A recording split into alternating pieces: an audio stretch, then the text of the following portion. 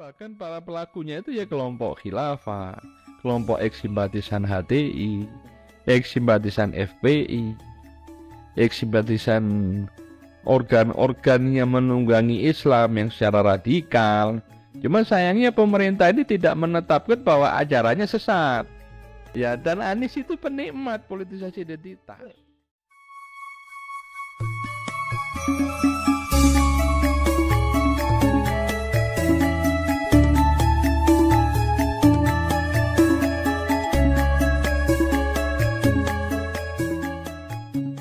Assalamualaikum warahmatullahi wabarakatuh. Salam sejahtera untuk kita semua, salam budaya.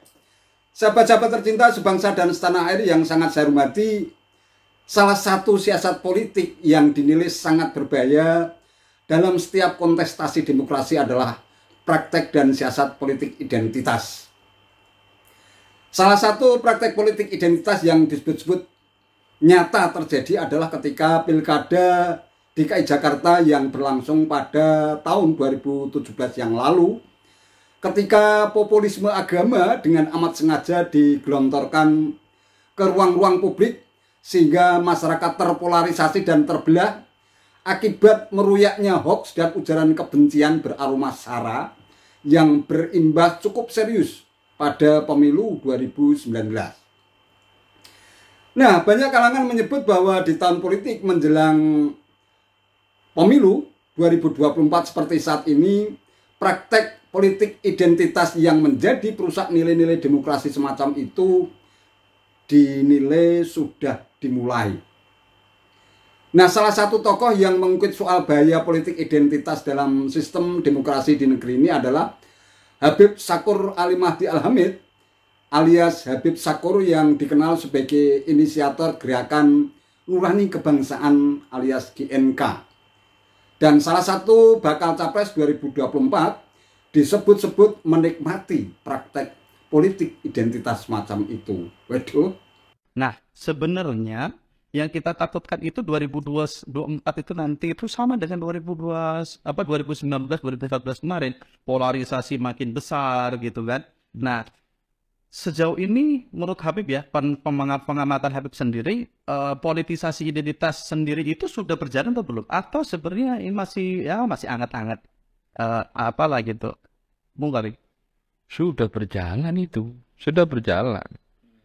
Bahkan para pelakunya itu ya kelompok khilafah, kelompok eks-simpatisan HTI, eks-simpatisan FPI, eks-simpatisan organ-organ yang menunggangi Islam yang secara radikal. Cuma sayangnya pemerintah ini tidak menetapkan bahwa ajarannya sesat. Ya, dan Anies itu penikmat politisasi identitas. Penikmat. kenapa Habib berani banget? Anies bukan pelaku, tapi Anies menikmati. Apa indikasinya Habib, kalau Habib sampai ngomong seperti itu? Ya, Anies tidak pernah berstatement yang sangat keras tentang politisasi identitas. Oke. Tidak pernah menentang. Tapi secara terselubung Anies menerima.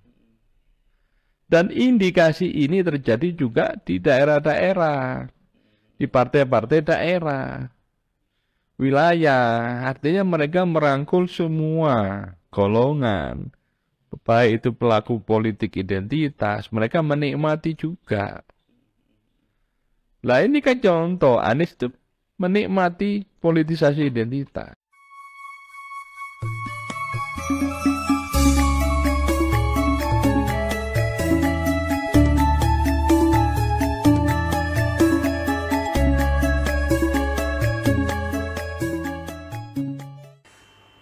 Nah, kalau sinyalemen yang disampaikan oleh Habib Sakur itu benar, jelas perlu menjadi perhatian serius bahkan warning buat kita semua, seluruh rakyat Indonesia, agar tidak gampang terhasut dan terprovokasi oleh meruyaknya berita-berita hoax, bahkan mungkin juga fitnah, mengkapitalisasi isu-isu sara yang bertujuan untuk menjatuhkan figur tertentu. Pengamat politik Burhanuddin Muhtadi pun pernah menyatakan bahwa fenomena politik identitas dengan populisme agama akan menjadi ranjau bagi demokrasi di negara kita ketika digunakan oleh pemimpin yang tidak cakap. Nah, Imbasnya tentu saja politik identitas akan menggiring opini publik bahwa orang yang tidak beridentitas sama, khususnya dalam ranah pemilu dan pilpres, serta dikhawatirkan secara lambat laun akan menciderai nilai-nilai demokrasi.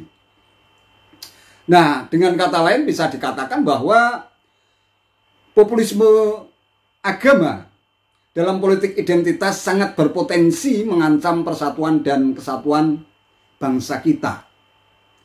Penggunaan isu keagamaan dalam penghimpunan dukungan politik menjadi lubang besar yang menganga lebar, yang bisa saja ditumpangi oleh oknum-oknum yang tidak bertanggung jawab, yang memang menginginkan perpecahan negeri kita. Imbas yang lebih dahsyat dari praktek politik identitas adalah berpotensi untuk menghancurkan prinsip-prinsip demokrasi, memberangus nilai-nilai keadilan sosial, kesetaraan, persaudaraan, dan kemerdekaan kita semua dalam menggunakan hak-hak demokrasi. Sehingga bertentangan dengan nilai-nilai Pancasila, Undang-Undang Dasar 45, Negara Kesatuan Republik Indonesia, dan juga Bhinneka Tunggal Ika. Selain itu, tentu saja kita juga harus memiliki ketegasan sikap untuk tidak memilih calon pemimpin yang menikmati praktek politik identitas demi memanjakan nafsu kekuasaan yang didukung oleh kelompok-kelompok intoleran, hipokrit, mau menang sendiri, menggunakan populisme agama untuk menghantam lawan politik yang nyata-nyata bertentangan dengan ideologi negara Pancasila. Kita memang sudah memasuki tahun politik, namun tidak lantas berarti kita dengan amat sengaja menggunakan politik identitas ini untuk melakukan provokasi dan menghasut rakyat untuk tidak memilih figur tertentu dengan mengkapitalisasi isu-isu sara untuk kepentingan politik segelintir orang.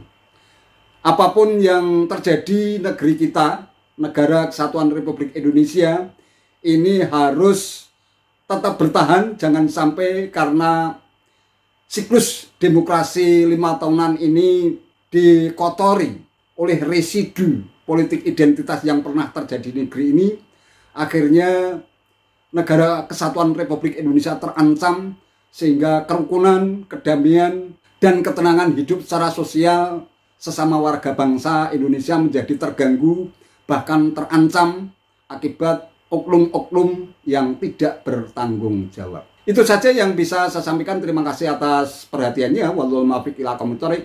Wassalamualaikum warahmatullahi wabarakatuh.